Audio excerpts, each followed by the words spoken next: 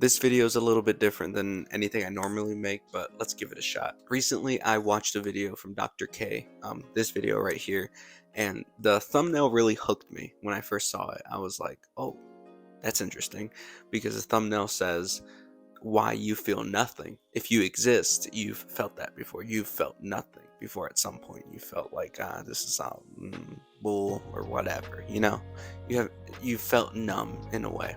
You can feel like days are just passing by you, and that's kind of how I've been feeling recently, honestly. Even with what I have going on, I coach wrestling and I'm doing YouTube, which has been getting some success, and thank you so much for everyone who supported this channel.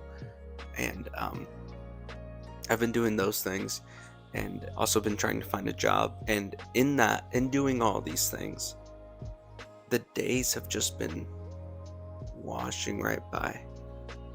And it's weird. It's a weird feeling.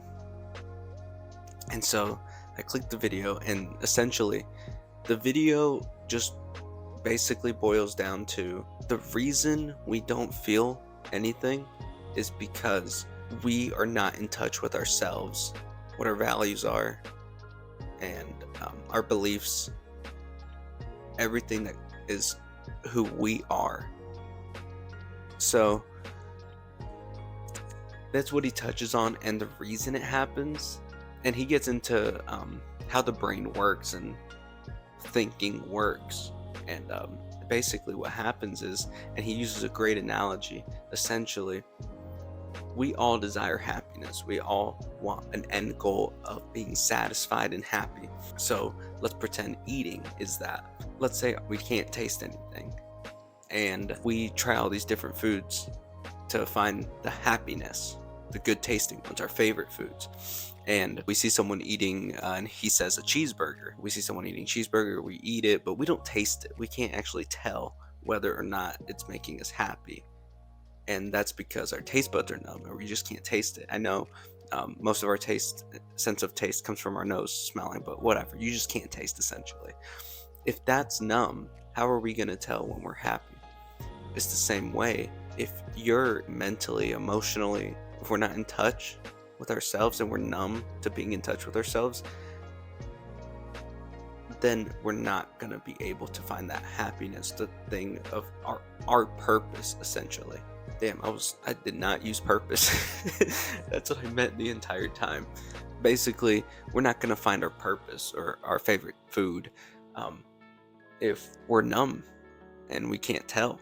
So it was interesting. And then let's move on to the brain activity, the way the brain works, which I never thought of it this way. But basically our brain works, and when we have nothing, no outside noise, no external stimulus, nothing, right? And we're left alone with our thoughts, then the first thing that comes to mind is what he says, is what Dr. K says. He says that the first thing that comes to mind is external things that we have to be worrying about. Let's say, like, I'm sitting alone in the middle of the day. I've already eaten lunch. I'm just sitting alone with my thoughts. And the first thing that comes to mind is, I need to get this done. I need to go do laundry. After I do laundry, I have to dry it. And while that's drying, I can wash dishes and I can clean, do whatnot, right? I'm so worried about the external world. And it's going to be just hyperactive. My brain's just going boom, boom, boom, boom, bouncing back and forth. And then suddenly it almost comes to a screeching halt. It just slows down, essentially, is what he says. And that's step 2. Step 2 is you're bored. And what do we do when we're bored? We get on our phones. We do something to basically distract ourselves, get that quick hit of dopamine, whether it's just checking our phone for a second because the flashy lights or whatnot, right? So that's step 2. And then what he says is you want to be able to stay bored so you can move on to step 3, which is end of thought, which is how you can start finally realizing what your values, what your beliefs are, who you are, all these types of things. And it doesn't just happen within 10 minutes. No, it's like you have to go through the excruciating boredom feeling. And he touches on how the feeling of boredom is very painful because it's so annoying. It hurts almost like when you're hungry, is an example he uses. And it's true, because I know when I get bored, I get on my phone when I'm supposed to be watching my son, and or when he's playing. It makes me feel like crap because um it's really shitty to do.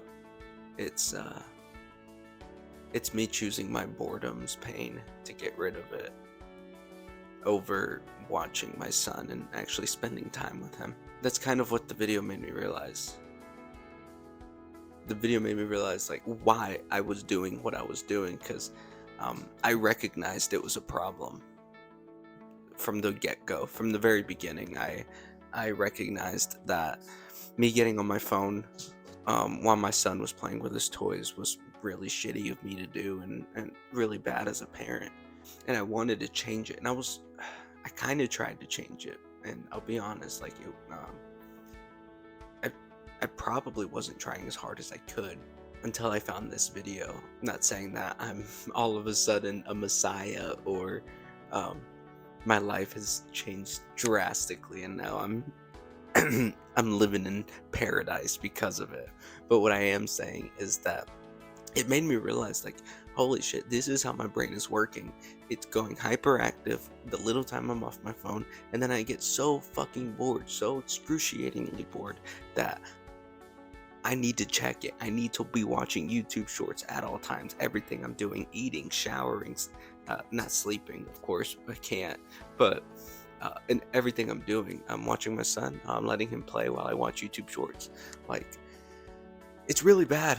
It's really bad addiction. But after realizing it, and he also says in the video that when you can recognize that it's happening, you have more control over it. And it's true, because once I recognized it, and once it was brought to light what was actually happening,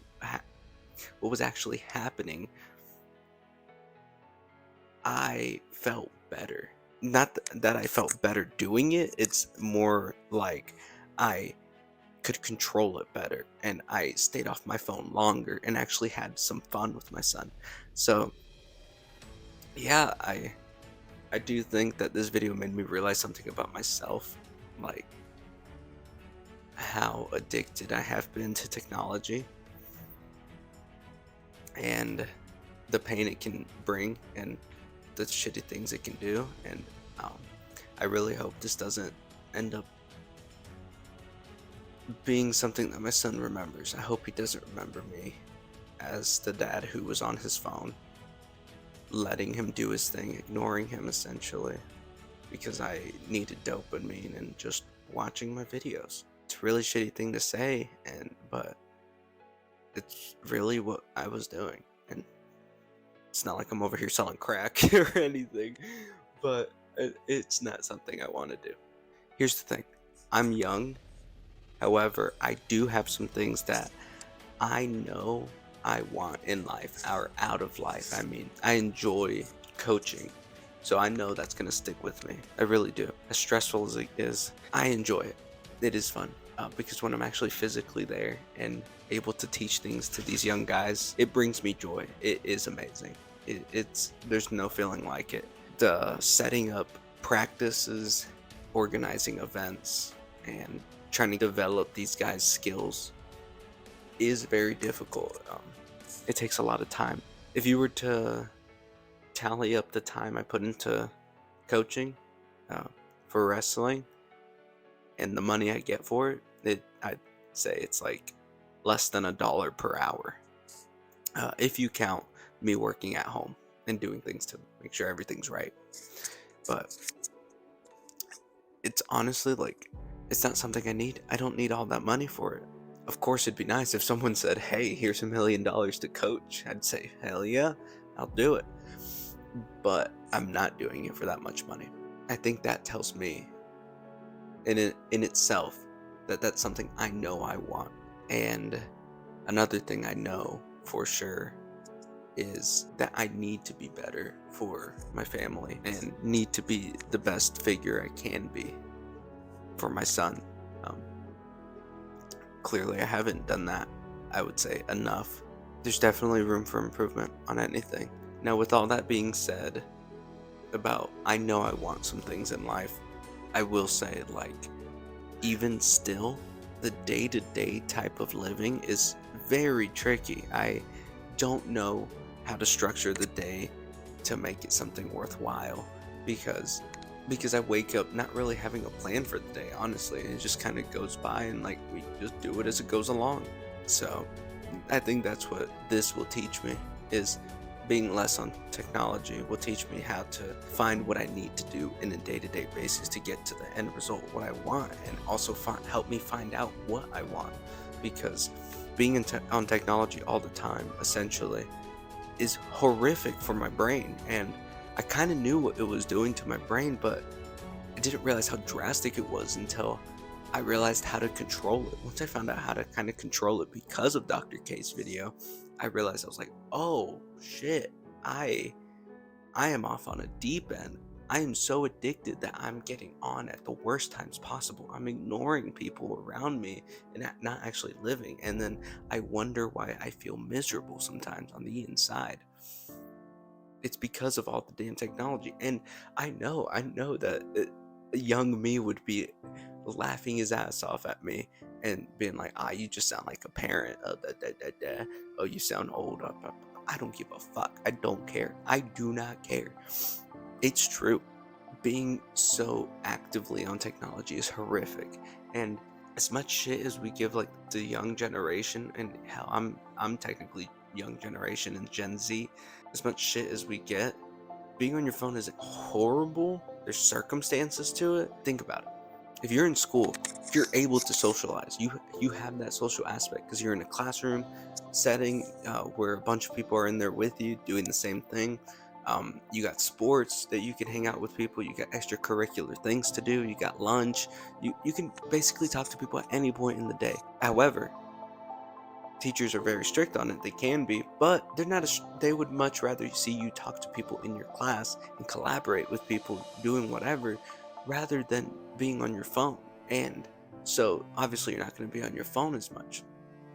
But that's the thing. That's where I'm getting at. Essentially, is that if you're in school, you still are able to socialize like that. But hitting adulthood, honestly, I don't have that social aspect. The only social aspect I'm getting at the right now is through coaching the school or when I'm working. If I'm working, that's basically it. I can socialize with people at the school because I have other coaches that help me, and I can talk to them. I talk to the young guys. I coach them up, and then I'll joke around with them sometimes. And I feel like shit sometimes for not joking around with them enough, because that's something that I think I'll remember and they'll remember is having fun in the room. I'm so stubborn mentally. I'm trying to get these guys to be really good wrestlers and be some of the best. I feel like sometimes I'm sucking the fun out of it. At the end of the day, this video honestly just helped me realize how my brain works, how basically all our brains work, which is when you're not stimulated with anything externally, you're just sitting in silence doing nothing, immediately your brain's going to start thinking back and forth, back and forth, back and forth, super fast, thinking about things that you have to get done. Sometimes negative things is what he said in the video too. And then suddenly it just slows down. And that's when our boredom kicks in. And when we get bored, we'll start getting on our phones. And then from that, it just takes our brain away from our internal self and basically understanding ourselves. If you can get through that boredom stage 2, getting into stage 3, you can start understanding yourself, because he says you get hypersensitive internally and you can actually feel what your body's telling you to do, essentially. So yeah, it made me realize those things, and I think I'm gonna start being bored more often and letting myself get bored, sitting in silence when I get bored, just not check my phone, resist that urge. That's what I'm gonna do. And I tried it one day and it felt really good. I didn't do as good today, the day of making this video, but hey, I'm not perfect. If you want to support this channel, hit the join button down below. Other than that, thank you. Have a good one.